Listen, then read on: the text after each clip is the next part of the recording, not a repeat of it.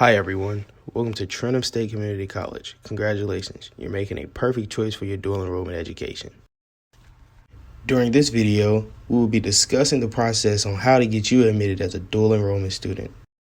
Next, we'll discuss step 1 of the enrollment process, which is the online application.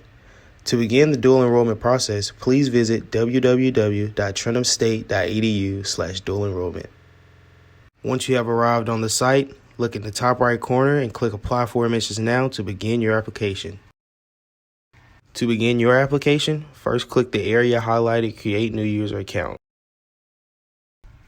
You will be prompted to input your full name and provide your personal email. Once you click Submit, a link will be sent to your email immediately. Once you've logged in, click the drop-down box and select High School Dual Enrollment. On the right side of the screen is the application completion meter. It is important that each section is complete and that the reading reads 99%. If the meter reads 99%, please click Submit Application. Once your application has been completed, you will be redirected to your admissions dashboard. Your admissions dashboard is where an applicant can view their application, view the application decision, and even start a new application. Next, we will discuss step 2 of the enrollment process, completion of your signature and ID upload. To complete the form, visit the Trentham State Dual Enrollment website, and once there, click Student Resources. Under Forms, click on the Electronic Dual Enrollment Signature / Residency Form. Once you arrive to this screen, please create a new account. It is important to remember your account credentials because you will use those same credentials to complete additional forms that we'll discuss later in the video.